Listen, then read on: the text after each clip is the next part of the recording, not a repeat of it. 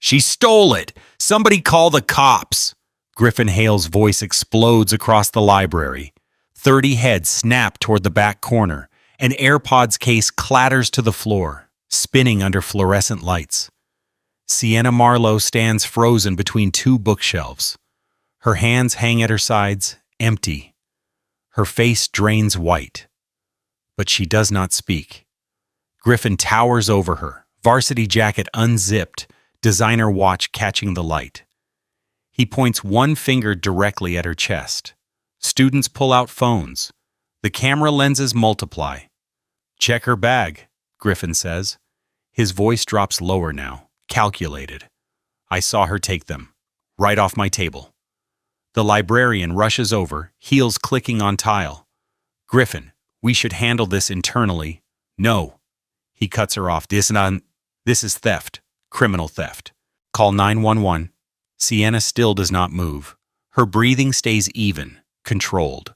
She wears a gray long-sleeve shirt, despite the 78-degree heat outside. The fabric covers her wrists completely. She stands with her back against the bookshelf, scanning the room in one smooth motion. Her eyes linger on the security camera mounted in the corner near the ceiling. A whisper ripples through the crowd. "Is that the new girl? The weird one who never talks? I heard she got expelled from her last school." Griffin's smile spreads slowly. "What's wrong, Sienna? Nothing to say?" She meets his gaze. Her lips part, then close again. The silence stretches 3 seconds. 4. 5. "Exactly what I thought," Griffin says. He turns to the growing audience. "This girl shows up 3 months ago. Nobody knows anything about her. She hides behind those long sleeves like she's got something to cover, and now she's stealing from students."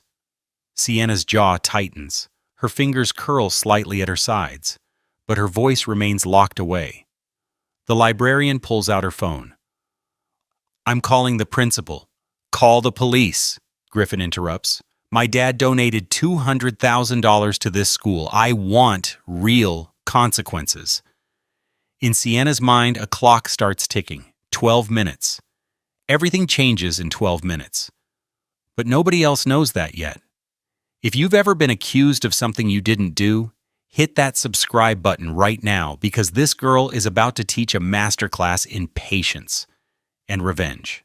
3 months earlier, Sienna had walked through these same library doors for the first time. Her mother's car idled in the parking lot, engine running, ready for quick escape if needed. "Remember the rules," Judge Eleanor Marlowe had said. Her hands gripped the steering wheel tight enough to blanch her knuckles.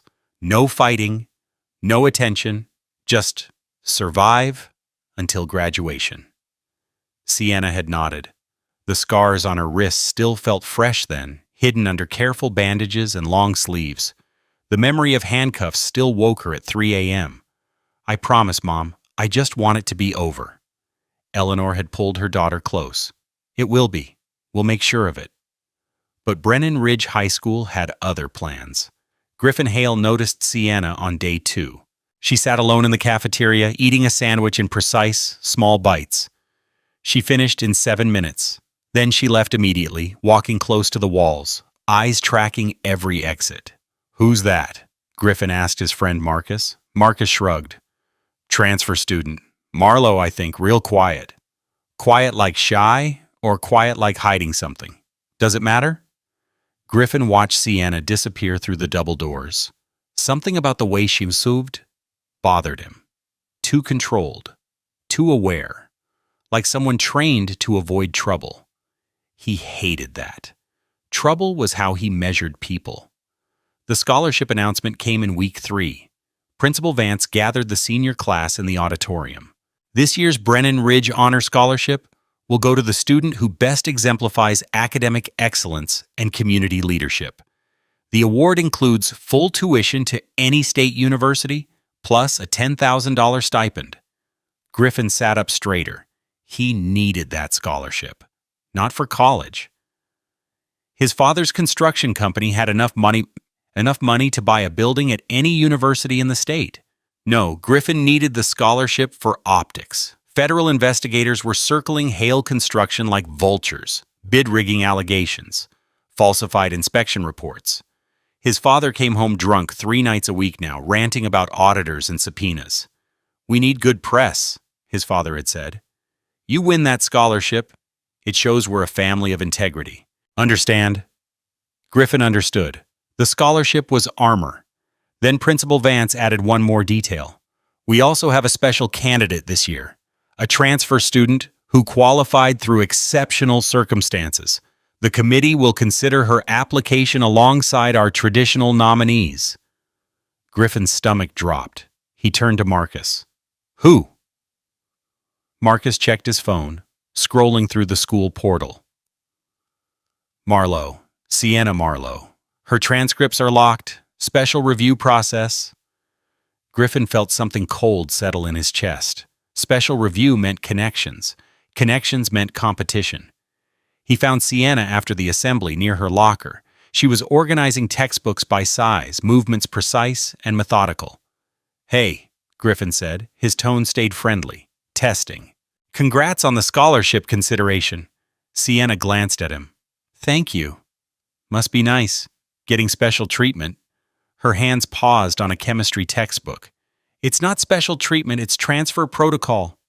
"Right, sure." Griffin leaned against the locker next to hers. "So where'd you transfer from? Your records are all locked up." "That's weird, isn't it?" "It's private."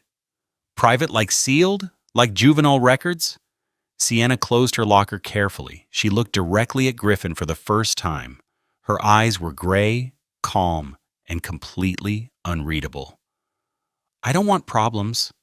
I just want to finish high school." "Then maybe you should withdraw your scholarship application. Let someone who's actually been here earn it." "No." The word came out flat. Final. Griffin's jaw tightened. "What did you just say?" "I said no. I qualified fairly. I'm not withdrawing." She walked away before he could respond. Her pace never changed, steady, controlled, like she had mapped every step before taking it. Griffin watched her go, then he smiled. Game on. The first week, Griffin kept it subtle. He sat behind Sienna in AP government, making comments just loud enough for her to hear.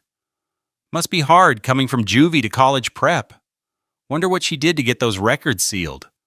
Maybe she's a flight risk. That's why she's always near the exits." Sienna never turned around. She took notes in perfect handwriting, answered questions when called on, and left the moment class ended. Mr. Lennox, the young history teacher, noticed. He watched Griffin's smirk, Sienna's rigid posture, but he said nothing. Not yet. Week 2 escalated. Griffin created a group chat with 30 students. New Girls' Greatest Hits. He posted screenshots of Sienna eating alone, walking alone, leaving school alone. Each post had a caption, "Friendless since day one. Probably talks to herself at home. $10 says she's got ankle monitor under those jeans." The messages spread. Students stared at Sienna in hallways. Some whispered, others laughed openly. Sienna pulled out her phone during lunch. She screenshot every post, saved them to a cloud folder labeled Evidence Week 2. Then she ate her sandwich in 7 minutes and left. Mr. Lennox saw her walk past his classroom. He almost called out, almost asked if she was okay. But Sienna's face showed nothing, no tears, no anger, just that same careful blankness. So he stayed quiet and started watching more carefully. Week 3 brought physical escalation. Griffin accidentally bumped Sienna in the cafeteria. Her lunch tray tipped. Milk splashed across her notebook, soaking through pages of chemistry notes. "Whoops," Griffin said. He did not sound sorry. "Guess you should watch where you're going." Sienna stared at the ruined notebook. Milk dripped onto her shoes. Students watched, phones ready. She bent down slowly, pulled napkins from her bag. Blotted the pages one by one, even though the damage was permanent. She worked in silence, methodical, until every visible drop was absorbed. Then she gathered the wet napkins, folded them carefully, and placed them in a plastic sandwich bag. Sealed it. Labeled it with the date and time. Griffin frowned. What are you doing? Cleaning up, Sienna said. She walked to the trash can, but she didn't throw the bag away. She put it in her backpack instead. Mr. Lennox saw that too. Saw her save the evidence, file it away like a lawyer. He started keeping his own notes. Week 4 brought the cheating accusation. Griffin stayed after class one day, approaching their English teacher, Mrs. Chen, with concern etched on his face. I hate to say this, but I think Sienna copied my essay. We had really similar thesis statements. Mrs. Chen reviewed both papers. The arguments did overlap. Suspiciously so. She called Sienna to her desk after class. These essays are very similar. Can you explain? Sienna pulled out her laptop, opened Google Docs. Here's my revision history. I started this essay 9 days ago. Every change is time-stamped. Mrs. Chen scrolled through the document. 47 revisions, time-stamped over 8 days. The thesis appeared in revision 12, dated 6 days before Griffin even started his paper. And this? Sienna pointed to a separate window. I emailed you a draft 5 days ago. Check your spam folder. Mrs. Chen checked. There it was. Draft sent, marked as spam by the school filter. I'm sorry, Sienna. This was a misunderstanding. It wasn't a misunderstanding. Sienna's voice stayed level. Someone tried to frame me. I'd like that documented. Miss Chen hesitated. I'll make a note in my records. Make it official. File it with the principal. I want a paper trail. Something in Sienna's tone made Mrs. Chen pause. This was not a normal 17-year-old response. This was someone who understood bureaucracy, someone who knew how systems worked, or how they failed. Mrs. Chen filed the report. Principal Vance read it, frowned, and put it in Sienna's file without comment. Mr. Lennox heard about it in the faculty lounge. He pulled Sienna's file that afternoon. It was thin, too thin. Just transfer paperwork, test scores, and a note. Records sealed per judicial order. Judicial order. That explained the precision, the evidence collection, the legal awareness. Mr. Lennox started carrying his phone everywhere, recording apps ready. This was going to get worse before it got better. Week 5. Griffin cornered Sienna near the stairwell after school. Most students had left. The hallway stretched empty in both directions. You think you're clever, Griffin said. He stepped closer. Sienna backed against the wall, but her eyes never left his face. I think I'm just trying to survive high school. You're making me look bad, complaining to teachers, collecting evidence. Griffin's voice dropped. You know what happens to snitches? Sienna's hand moved to her pocket, pulled out her phone, held it up between them, red recording light blinking. Section 1983 of the Civil Rights Act covers false arrest and malicious prosecution, she said. Her voice did not shake. Just so you know. Griffin stared at the phone, then at Sienna. What are you, a lawyer? No, but my mom is. She walked away, steady pace, back straight, but Griffin saw something he had not noticed before. When she rolled her shoulders back, her sleeve rode up half an inch, just enough to show a thin white line across her wrist. Not a bracelet, a scar. Griffin's mind raced. Scars like that meant history. History meant vulnerability. He could use that. Most people would have broken by now. But Sienna's playing a different game. Comment below if you think she'll win, or if Griffin's about to destroy her. And don't forget to hit that thanks button, because this story gets absolutely wild. Morning of day 32. Griffin waited until the cafeteria filled with students. Lunch rush. Maximum audience. He walked up to Sienna's table where she sat alone as always. He held his phone in his hand, AirPods case visible in his palm. These are expensive, Griffin said loudly. Several heads turned. My dad got them for my birthday, custom engraved. Sienna looked up from her sandwich, said nothing. Griffin set them on the table next to her tray. Don't even think about it. He walked away, joining his friends 3 tables over. Loud conversation about the upcoming basketball game. Laughter. Normal teenage chaos. Sienna finished her sandwich. 7 minutes, like clockwork. She stood, gathered her trash, and left. The AirPods stayed on the table. 15 minutes later, Griffin returned to the cafeteria, searched the table frantically. "Where are my AirPods? I left them right here." Students shrugged. The lunch staff had already cleaned the table. Griffin's eyes narrowed. He pulled out his phone, typing rapidly. Then he smiled. After school, Sienna walked to the library. She needed a quiet place to work on her physics problem set. The library was usually empty by 4 p.m. She found a desk in the back corner, unzipped her backpack, pulled out her textbook and notebook. That's when Griffin walked in with Marcus and 2 other students. "There she is," Griffin said, his voice carried across the quiet space. Sienna looked up. Griffin marched toward her table, phone in hand. "My AirPods went missing after lunch," he announced. The librarian emerged from her office. Other students started gathering. "I didn't take anything," Sienna said. "Then you won't mind if we check your bag?" Sienna's hands tightened on her notebook. "You can't search my personal property, but I can call someone who will." Griffin pulled out his phone. 911, what's your emergency? I'd like to report a theft at Brennan Ridge High School." Sienna's breathing changed, faster, shallower, but she forced it back under control, in through the nose, out through the mouth, the way her mother taught her. The library filled with students. Phones came out, recording. "Griffin, this is excessive," the librarian said. "We can handle this without police. My property was stolen. That's a crime. I have a right to press charges."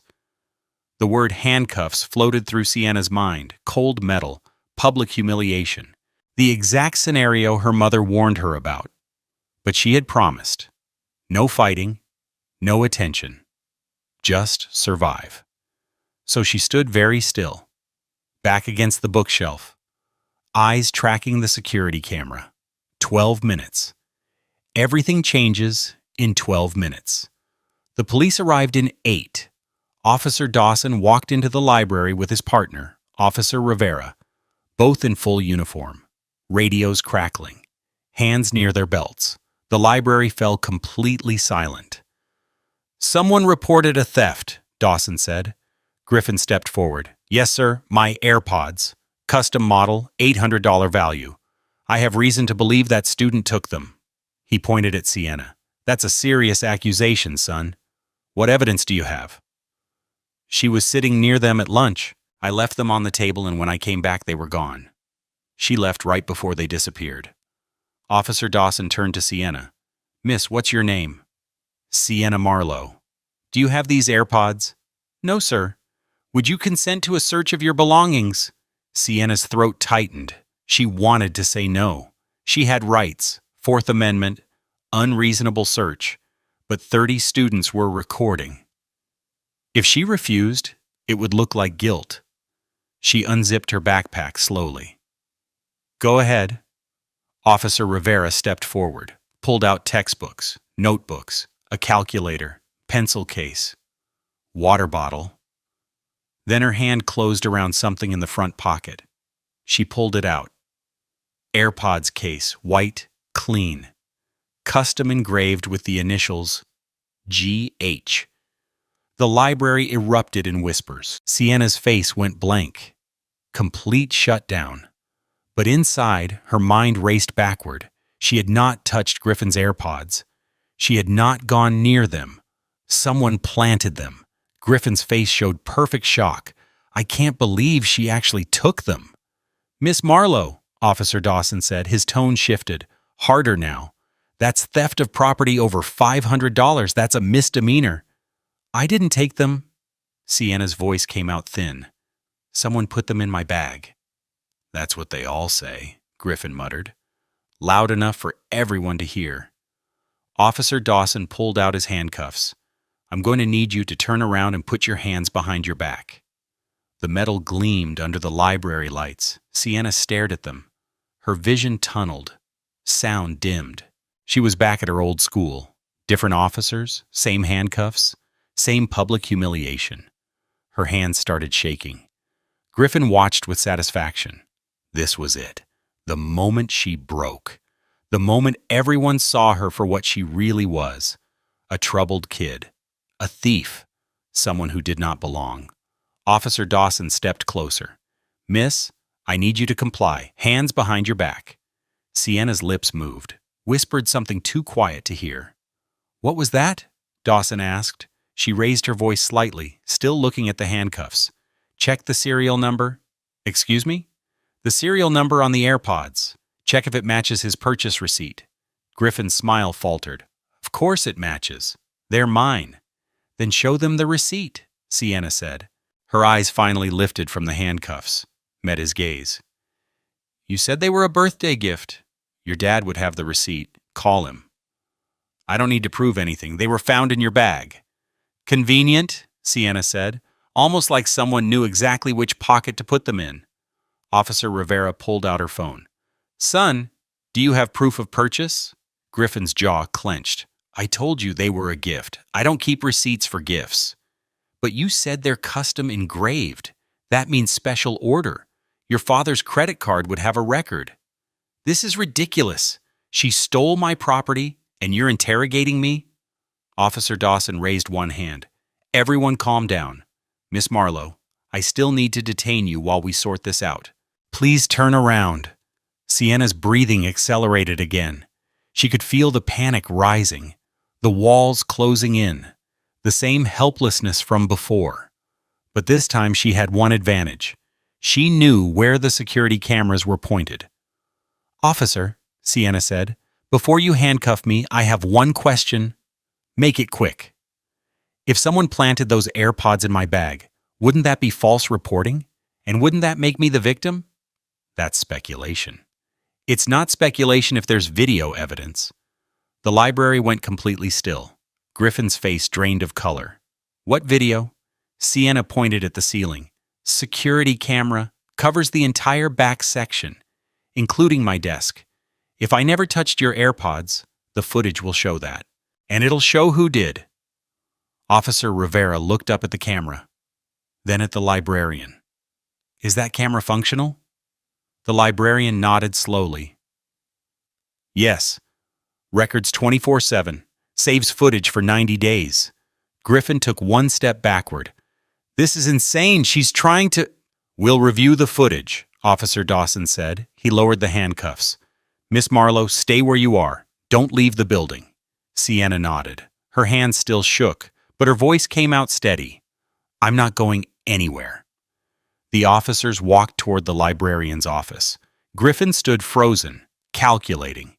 The crowd whispered, phones still recording, and in the back corner, Mr. Lennox quietly pulled out his own phone, opened his video folder, found footage from 40 minutes earlier when the library had been empty except for one person, Griffin Hale, approaching Sienna's unattended backpack, looking around, unzipping the front pocket, dropping something inside. Mr. Lennox had filmed the whole thing. 3 minutes crawled by like hours. Officer Dawson and Officer Rivera disappeared into the librarian's office. The door closed. Through the glass window, students could see them hunched over a computer screen, scrolling through footage. Sienna remained standing near the bookshelf. Her backpack sat open on the desk, content scattered like evidence at a crime scene. 30 students surrounded her in a loose circle, phones still recording, waiting for the verdict. Griffin stood 15 feet away. His confident posture had cracked. He kept glancing at the office door, then at the exit, calculating distances and escape routes. Marcus leaned close to him. "Dude, what if the camera really caught something?" "It didn't," Griffin hissed, "because there's nothing to catch." But his voice lacked conviction. Sweat beaded on his forehead despite the air conditioning. Sienna watched him. She saw the micro expressions, the tells. Fear disguised as anger, guilt wrapped in defiance. She had seen those same expressions on her last bully, right before everything collapsed. The office door opened. Officer Rivera stepped out first. Her face gave nothing away. Professional mask firmly in place. Officer Dawson followed, tablet in hand. "We reviewed the footage from 3:45 to 4:15 p.m., Dawson announced. The library held its breath. "Miss Marlowe, you're free to go. There's no evidence of theft on your part." Relief hit Sienna like a wave. Her knees almost buckled, but she forced herself to stay upright, to keep breathing, to not show weakness. Griffin's face flushed red. That's impossible. She had to have taken them at some point. Check earlier footage. We did, Rivera said. Her tone cooled several degrees. The AirPods never left your possession until you placed them on her table during lunch. Then you retrieved them yourself at 2:30 p.m. That's not, we have you on camera, son. Clear as day. You took them back. So how did they end up in her bag an hour later? Griffin's mouth opened, closed. Someone else must have. The library was empty between 3:30 and 4 p.m., Dawson interrupted. Except for one person. We need to review that footage with you privately. The implication hung in the air. Heavy, damning. Students started murmuring. Phones shifted angles, focusing on Griffin instead of Sienna. The narrative was flipping in real time. Griffin's panic crystallized into rage. He lunged forward, closing the distance to Sienna in 3 quick steps. You think you're so smart? You think this is over? Officer Dawson moved to intercept. Son, step back.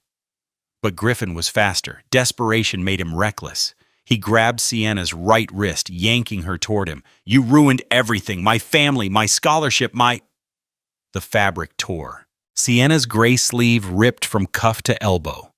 The sound cut through the chaos like a knife. Time fractured.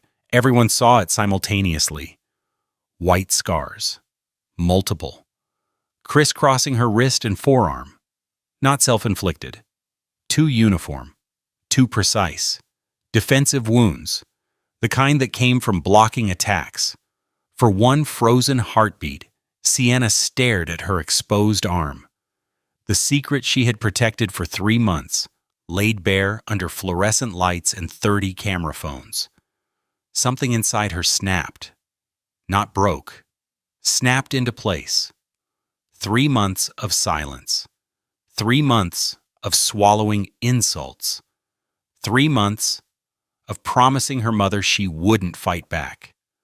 All of it compressed into a single moment of absolute clarity. Griffin still held her wrist, still pulling, still shouting something she no longer heard. Sienna's body moved on pure muscle memory. She stepped into his space instead of away. Used his pulling force against him. Her left hand came up, not to strike, but to redirect. She trapped his gripping hand against her wrist, rotated her arm in a smooth circle, and suddenly Griffin's wrist was bent backward at an anatomically impossible angle. He gasped, tried to pull away, but Sienna's leverage was perfect. Minimal force, maximum control. She guided him downward, and his body followed the path of least pain. His knees hit the floor. His free hand slapped the ground to catch himself. The entire sequence took less than 3 seconds. Griffin knelt on the library floor, face pressed against tile, arm locked behind him. Sienna stood above him, breathing steady, eyes distant. Her torn sleeve hung loose, scars visible to everyone. The library erupted in gasps and shouts. Officer Dawson rushed forward. "Miss, let him go!" Sienna released immediately, stepped back, raised both hands, palms out. The universal gesture of non-aggression. Griffin scrambled away, cradling his wrist. "She assaulted me! You all saw it! Arrest her!" But the crowd's reaction told a different story. Students were rewinding their footage, watching the replay. Griffin grabbed first. Griffin ripped her sleeve. Griffin got exactly what he deserved. Officer Rivera helped Griffin to his feet, checking his wrist for injury. "You grabbed her first. That's assault. What she did was textbook self-defense." "Textbook?" Griffin spat. "She's trained. She knew exactly what she was doing." "So did you when you planted evidence in her bag." The words dropped like a bomb. Griffin froze. "I didn't." "We have footage," Rivera said coldly. 3:52 p.m. You entered the library, approached her unattended backpack, placed something inside, then left. 10 minutes before you came back with your friends and called 911. The crowd noise intensified. Shocked, angry, Betrayed, Griffin had not just framed Sienna. He had wasted police resources, weaponized the justice system, committed multiple crimes on camera. "That's not what happened," Griffin stammered. "I was just fabricating evidence," a new voice said. Mr. Lennox stepped forward from the back of the crowd. He held his phone up, screen facing outward. "I filmed the whole thing. Different angle. Same result." "You're done, Griffin." Griffin's face cycled through emotions too fast to track. Denial, bargaining, rage. Then finally, calculation. He pointed at Sienna, voice rising to a shout. "You want to know why I did it? Because she doesn't belong here. Her records are sealed. She's probably a criminal. My father donates to this school. My family built half this town. I deserve that scholarship, not some outsider who—" "That's enough." The voice came from the library entrance, quiet but absolute. Every head turned. A woman stood in the doorway, mid-40s, charcoal suit, hair pulled back severe. She carried a leather briefcase in one hand and an ID badge in the other. Judge Eleanor Marlowe. The effect was instantaneous. Officer Dawson straightened to attention. "Judge Marlowe, ma'am, we weren't expecting—" Clearly. Eleanor walked into the library with measured steps. Her heels clicked once for each word. "Officer Dawson, Officer Rivera, I believe you're detaining my daughter on false charges." Dawson's face paled. "Your daughter? We didn't know. You didn't ask." Eleanor's gaze swept across Griffin, the officers, the crowd of students. "You responded to a call from a minor accusing another student of theft. You arrived with handcuffs ready. You searched her property without parental consent or school administration present. You nearly arrested her based solely on planted evidence. Ma'am, we were following protocol. Protocol requires probable cause, not the word of one student with obvious motivation." Eleanor reached Sienna, placing one hand on her daughter's shoulder. The torn sleeve hung between them, the scars visible to everyone. Eleanor's jaw tightened, but her voice remained controlled. "Sienna, are you hurt?" "No, Mom." "Did he strike you?" "He grabbed me. I defended myself. Minimal force." Eleanor nodded once. Then she turned to Griffin. Her expression could freeze oceans. "Griffin Hale, son of Richard Hale, CEO of Hale Construction, currently under federal investigation for bid rigging and fraud in 3 counties. I know your father quite well. I've seen his work up close in my courtroom." Griffin took one step backward, then another. "You can't. I can, and I am." Eleanor opened her briefcase, pulling out a folder. "I have copies of the federal indictment against Hale Construction. 17 counts. Your father's facing 20 years. You targeted my daughter because you needed this scholarship to rehabilitate your family name, to prove you were different, to secure a future when your father's money disappeared into legal fees and settlements." The library had gone completely silent. Even the phones stopped moving. "But you're not different," Eleanor continued. "You're exactly like him, willing to destroy others to protect yourself, willing to lie, cheat, and manipulate to get what you want, willing to weaponize systems of power against people with less privilege." Griffin's voice cracked. "She had special consideration for the scholarship." "That's not fair!" "Special consideration because her previous school failed her." Eleanor's voice dropped, deadly quiet. "Sienna was assaulted by 3 students at her last school. They broke her arm, left her with the scars you just exposed, and when she reported it, the school accused her of starting the fight. They called the police on her, handcuffed her, charged her with disorderly conduct." Sienna's eyes welled, but she did not look away. Eleanor kept going. "I fought for 8 months to clear her record, to seal the files, to give her a chance at a normal senior year, and you—" She stepped closer to Griffin. "You recreated her worst nightmare, for a scholarship, for optics, for your ego." Griffin had no response. His mouth worked soundlessly. This is the moment where justice stops being a concept and becomes reality. Drop a comment if you think Griffin deserves what's coming next. And hit that thanks button. because you need to see how this ends. Principal Vance burst through the library doors, flanked by 2 security guards. "What is going on here? I received calls about police on campus." "Principal Vance." Eleanor turned to face him. "Perfect timing. I'll need you to witness this. Officer Dawson, I'm filing a formal complaint against Griffin Hale for false reporting, evidence tampering, and assault. I want charges pressed immediately." "Mom," Sienna said quietly, "you don't have to." "Yes, I do, because if I don't, you'll forgive him. You'll try to move on. You'll swallow it like you swallowed everything else." Eleanor's voice broke slightly. "And I won't let you do that anymore." She looked at Principal Vance. "I'm also demanding a full Title IX review of this school. My daughter has been systematically harassed for weeks. She documented everything: group chats, stolen property, academic sabotage, physical intimidation, and no teacher, no administrator, no authority figure intervened until police arrived with handcuffs." Vance's face reddened. "Judge Marlowe, I assure you, if we had known, you did know. Mr. Lennox filed 3 separate reports about Griffin's behavior. Mrs. Chen documented the cheating accusation. The evidence was there. You chose to ignore it because Griffin's father donates money." Eleanor pulled out more papers. "I have copies of every report, every ignored complaint, every instance where this school protected a bully because his family had influence." Vance said nothing. There was nothing to say. Eleanor turned back to the officers. "I want Griffin removed from school property immediately, suspended pending expulsion hearing. And I want a formal investigation into how this school handles bullying cases." Officer Rivera nodded. "Griffin Hale, you're being detained for filing a false police report and evidence tampering. You have the right to remain silent." "Wait!" Griffin held up both hands. "Please, I'm sorry. I didn't mean—" "You called the police on an innocent person," Rivera said flatly. "You wasted public resources.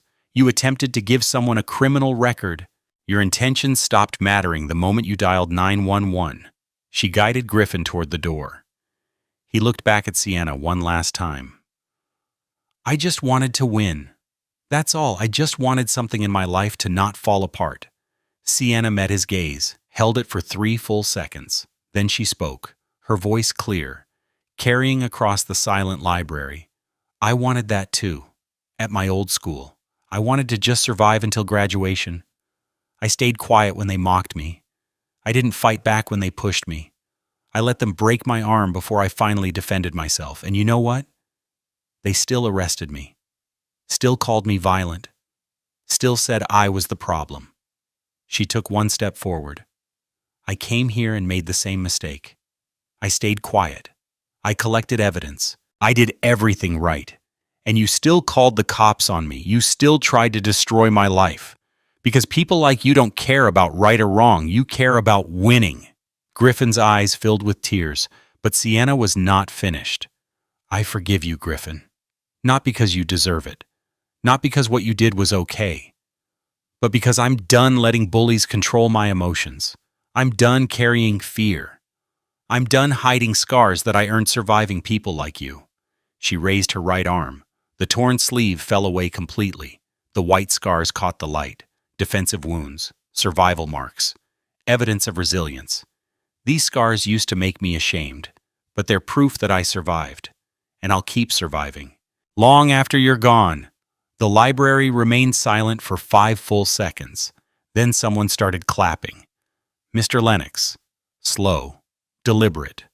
1 clap. 2. 3. Another student joined, then 3 more. Then a dozen. Within seconds, the entire library erupted in applause. Not the slow clap of movie cliches. Real applause. Messy and loud and genuine. Sienna's eyes overflowed. She wiped them quickly, but she let herself smile. Small, real. The first genuine smile she had worn in months. Officer Rivera led Griffin out of the library. The door closed behind them. The crowd slowly dispersed, students talking in hushed, awed tones. Principal Vance approached Eleanor and Sienna carefully. "Judge Marlowe, I owe you and your daughter an apology. The school failed in our duty to protect students. I'll personally oversee the investigation and implement new protocols. I'll hold you to that. Eleanor pulled out a business card. Here's my office number. I expect weekly updates. And I expect real change, not just policy memos, actual training, actual consequences, actual safety. Vance took the card. You have my word. He left. The library slowly returned to normal. Students checked out books. The librarian returned to her desk. Life moved forward. But Eleanor and Sienna remained standing near the bookshelf, mother and daughter, silent. Finally, Eleanor reached out, gently touched the torn sleeve. Did I teach you that wrist lock? Summer before 8th grade. You said I'd never need it if I stayed smart. But if I stayed smart and still needed it, I'd better know how. You used minimal force. Perfect control. I'm proud of you. Sienna's voice wavered. I promised I wouldn't fight. You didn't fight. You defended yourself. There's a difference. And I should never have asked you to stay silent. That was me being afraid, not you being weak. I was afraid too. I know, baby, I know. Eleanor pulled Sienna into a hug. Full embrace. Public. Unashamed. But you did it anyway. That's not fear. That's courage. They stood like that for a long moment. The library continued around them. Normal life. Normal sounds. But for Sienna, the world had fundamentally shifted. She had spoken. She had fought. She had survived. And the sky had not fallen. One week later, Sienna stood at the podium in the school auditorium. 300 students filled the seats. Faculty lined the walls. Principal Vance sat in the front row, tablet ready to take notes. Eleanor sat 3 rows back, close enough to support. Far enough to let Sienna own this moment. Sienna's hands shook slightly as she adjusted the microphone. She wore a short-sleeved shirt. First time all year. The scars on her arms were visible to everyone. She did not hide them. My name is Sienna Marlowe, she began. 3 months ago I transferred here from another school. I didn't tell anyone why. I wore long sleeves every day. I ate lunch alone. I avoided conversations. I made myself invisible because I thought that's how you survive high school when you've been hurt. The auditorium was silent. I was wrong. Staying invisible doesn't protect you. It just makes it easier for bullies to target you because they think you won't fight back. They think you'll just take it. She paused, took a breath. Last week, a student framed me for theft. He called the police. He tried to get me arrested. And for a moment, I almost let him because I promised myself I wouldn't cause trouble.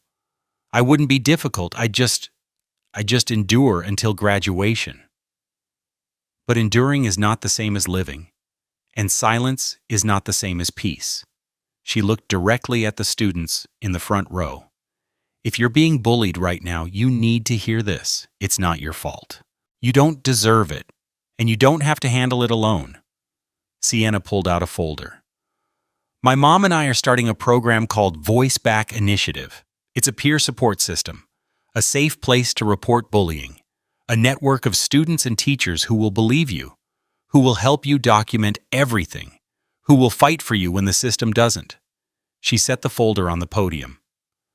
We have 47 students signed up already. Some are current victims, some are former bullies who want to do better, some are just allies who are tired of watching people suffer in silence. Mr. Lennox is our faculty advisor. Judge Marlowe will handle legal support for students who need it. And I'll be here, every day, every lunch period, ready to listen, ready to help, ready to stand with you. Her voice strengthened. Because here's what I learned. Bullies want you isolated. They want you afraid. They want you silent. Every time you speak up, you take power away from them. Every time you document evidence, you build a case. Every time you refuse to be ashamed of your scars, you show other survivors they can heal too. Sienna rolled up her sleeves fully. The scars caught the auditorium lights. These came from 3 students at my old school. They broke my arm because I reported them for cheating. The school blamed me, called me a troublemaker, pressed charges. My mom spent 8 months clearing my record, getting me a second chance. Griffin Hale tried to take that chance away. He failed. Because this time, I had evidence. I had allies. I had a mom who taught me to defend myself, and I had enough courage to use my voice when it mattered most. She looked up at the full auditorium. You have that same courage. You just need permission to use it. Consider this your permission. Speak up. Document everything. Find your allies. And know that you're not alone. The auditorium erupted in applause. Longer than the library. Louder. More certain. 40 students stood. Then 100. Then all 300. Standing ovation. For the girl who stayed silent until silence became more dangerous than speaking. Eleanor wiped tears from her eyes. Mr. Lennox smiled. Principal Vance nodded slowly, already typing notes about policy changes, and Sienna let herself cry. Open, public, unashamed, because she had finally learned the difference between weakness and vulnerability, between giving up and letting go, between hiding scars and healing from them. 2 months later, Eleanor and Sienna sat on a bench outside the school. Late afternoon. Most students had left. The parking lot stretched empty and golden in autumn light. 47 students became 93, Eleanor said, scrolling through her tablet. Voice Back Initiative is growing faster than we anticipated. Other schools are asking about implementing similar programs. Good, Sienna said. She had a physics textbook open on her lap, but she was not really reading it. Griffin Hale was expelled. Formal charges dropped to misdemeanor with probation. His father's trial starts next month. I know, Mr. Lennox told me. Eleanor set down the tablet. Does it bother you that he got a lighter sentence? Sienna thought about it. Really considered the question. No, I didn't need him destroyed. I just needed him stopped. And I needed to prove to myself that I could fight back without becoming what they said I was. Violent? Helpless. Eleanor smiled, sad and proud simultaneously. You were never helpless, Sienna. Even when you were silent, you were planning, collecting evidence, choosing your moment. That's not helpless. That's strategic. I should have spoken up sooner. Maybe. Or maybe you spoke up at exactly the right time, when you had proof, when you had support, when you had the strength to handle the consequences. Eleanor reached over, touching the scars on Sienna's arm. These don't define you, but they're part of your story, and your story is helping other people write different endings to theirs. Sienna closed her physics book. Mom? Yeah? Thank you for coming that day, for believing me, for teaching me to defend myself even though you were scared I'd use it. Thank you for proving me wrong about silence. I thought I was protecting you, but I was just teaching you to accept injustice quietly. You were teaching me to survive. You taught yourself to live. Eleanor stood, offering her hand. Come on, I'll buy you dinner, anywhere you want. Anywhere? Anywhere that's not the school cafeteria. They laughed, real laughter, light and warm in the cooling evening. As they walked toward the parking lot, Sienna glanced back at the school building, at the library windows, at the place where everything changed. She touched her scars one more time, not hiding them, just acknowledging them. Then she walked forward, into the golden afternoon, into the rest of her life, scars and all, because scars don't make you weak. Hiding them does. And Sienna Marlowe was done hiding. And that wraps up today's video. Thanks so much for spending a little time with me on Fearless Grace. Don't forget to like, subscribe, and ring the bell because the next video is already on its way.